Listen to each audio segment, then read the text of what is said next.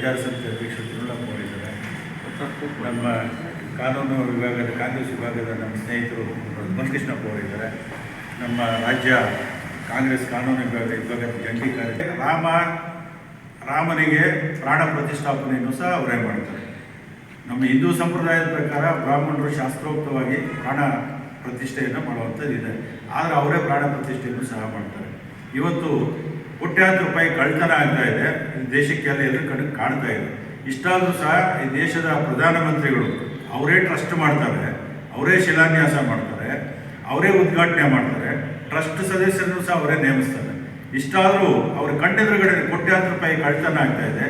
ಇದುವರೆಗೂ ಮೊನ್ನೆ ಪ್ರಧಾನಮಂತ್ರಿಯವರು ಬಾಯಿಗಿಷ್ಟ ಇದೆ. ಅವರು ರಾಮ ಮಂದಿರ ಮತ್ತು ರಾಮನ ಹೆಸರಲ್ಲಿ ಇವತ್ತು ರಾಜ್ಯ ಮತ್ತು ರಾಷ್ಟ್ರದಲ್ಲಿ ಅಧಿಕಾರಕ್ಕೆ ಬರಲಿಕ್ಕೆ ಮಾತ್ರ ರಾಮನ ಹೆಸರನ್ನು, ಅಯೋಧ್ಯೆ ಹೆಸರನ್ನು ಬಳಸ್ಕೊಂಡ್ರೆ ಆ ಒಂದು ನಿಷ್ಠೆ ಪ್ರಾಮಾಣಿಕತೆ ಆ ದೇವರಲ್ಲಿ ಇಲ್ಲ. ನಾವು ಕಾಂಗ್ರೆಸ್ನವರು ನಾವು ಸಹ ರಾಮನಿಗೆ ದೇಣಿಗೆಯನ್ನು ಕೊಟ್ಟಿದ್ದೇವೆ.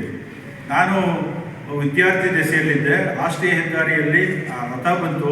ಆಗ ನಾನು ನಮ್ಮ ರಾಷ್ಟ್ರೀಯ ಹೆದ್ದಾರಿಯಲ್ಲಿ ಆ ರಥವನ್ನು ನಿಲ್ಲಿಸಿ ಪೂಜೆಯನ್ನು ಮಾಡಿ ನಾನು ಸಹ ಒಂದು 100 ರೂಪಾಯಿ ದೇಣಿಗೆಯನ್ನು ಕೊಟ್ಟಂಥದ್ದು ನನಗೆ ಇವತ್ತು ನೆನಪಿದೆ. ಇವತ್ತು ಅಲ್ಲಿ ಯಾರೋ ಒಬ್ಬರು ಸುಮಾರು 200 ಕೋಟಿ ರೂಪಾಯಿ ಅಲ್ಲಿ ಇದುವರೆಗೂ ಕಳ್ತನ ಆಗಿದೆ. ಯಾರು ಕಳ್ತನ ಮಾಡಿರೋದು? ಟ್ರಸ್ಟಿಯವರೇ. ಅಲ್ಲಿ CC ಕ್ಯಾಮ್ರಾಗಳ ಅಳವಡಿಸಿದ್ದಾರೆ. ಆ CC ಕ್ಯಾಮ್ರಾಗಳು ಸಹ ಕೆಲಸ ಮಾಡ್ತಾ ಇಲ್ಲ. ಅಲ್ಲಿ ಹುಂಡಿ ಎಣಿಕೆ ಮಾಡೋಕ್ಕೆ ಹೋಗುವಂಥವರು ಯಾವ ರೀತಿ ಹೋಗಬೇಕು? ಮೊದಲು ಅವ್ರನ್ನ ತಪಾಸಣೆ ಮಾಡಿ ಯಾವುದೇ ವಸ್ತುಗಳನ್ನು ಒಳಗಡೆ ತಗೊಂಡು ಹೋಗ್ದಂಗೆ ತಪಾಸಣೆ ಮಾಡಿ ಅವ್ರಿಗೆ ಹೋಗಬೇಕು. ಆನಂತರ ಎಣಿಕೆ ಆದಮೇಲೆ ಅವರು ಹೊರಗಡೆ ಬರುವಾಗ ತಪಾಸಣೆ ಮಾಡಿ ಆ ಹಣವನ್ನು ಏನು ಆಚೆ ತಗೊಂಡು ಹೋಗಿರೋಂಗೆ ತಪಾಸಣೆ ಮಾಡಿ ಹೊರಗಡೆ ಬಿಡಬೇಕಾಗ್ತದೆ. ಆ ಕೆಲಸವನ್ನು ಅವರು ಮಾಡಿಲ್ಲ. ಈಗಾಗಲೇ ಯಾರು ಚಂಪತ್ ರಾಯ್ ಮತ್ತು ಅನಿಲ್ ಮಿಶ್ರಾ ಇವರು ಅಲ್ಲಿ ಮುಖ್ಯಸ್ಥರು. ಈಗಾಗಲೇ ಅವರು ರಾಜೀನಾಮೆಯನ್ನು ಕೊಟ್ಟಿದ್ದಾರೆ. ಅವ್ರ ಮೇಲೆ ಕ್ರಿಮಿನಲ್ ಕೇಸುಗಳು ಸಹ ಆಗಿದೆ.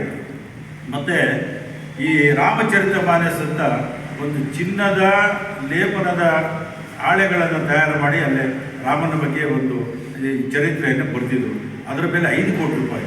ಇವತ್ತು ಆ ರಾಮಚರಿತ ಮಾನಸ್ ಪುಸ್ತಕ ಪತ್ತೆ ಇಲ್ಲ. ಅನೇಕ ವಿಗ್ರಹಗಳು ಏನು ದಾನಿಗಳ ಕೊಡುಗೆಯಾಗಿ ಕೊಟ್ಟಿದ್ದಂಥ ಚಿನ್ನ. ಈ ಹಿಂದೂ ಧರ್ಮದಲ್ಲಿ ಎಲ್ಲ ಹಿಂದೂ ಅಂದರೆ ಒಂದು ಅಂತ ಹೇಳ್ತಾರೆ, ಆದರೆ ಜಾತಿಯಲ್ಲಿ ಮಾತ್ರ ಒಂದು ಅಂತ ಹೇಳ್ತಾರೆ. ಹೆಸರಿಗೆ ಮಾತ್ರ ಒಂದು. ಹಿಂದೂ ಅಂದರೆ ನಾವೆಲ್ಲ ಒಂದು. ಯಾವಾಗ ವೇದಿಕೆಗಳಲ್ಲಿ, ಸ್ಟೇಜ್ಗಳಲ್ಲಿ, ಫಂಕ್ಷನ್ಗಳಲ್ಲಿ, ಮೈಕ್ಗಳ ಹತ್ರ, ಪ್ರೆಸ್ ಮೀಡಿಯಾದ ಹತ್ರ ಮಾತ್ರ ಓಟ್ ಗಿಮಿಕ್ ಮಾತ್ರ ಹಿಂದೂಗಳೆಲ್ಲ ಒಂದು ಅನ್ನೋದು. ಆಮೇಲೆಲ್ಲ ಜಾತಿ, ನಮ್ಮ ಜಾತಿಯವರೆಲ್ಲ ಒಂದು, ನಿಮ್ಮ ಜಾತಿಯವರೆಲ್ಲ ಒಂದು, ಆ ಜಾತಿಯವರು ಈ ಜಾತಿಯವರು ಅನ್ನೋದು.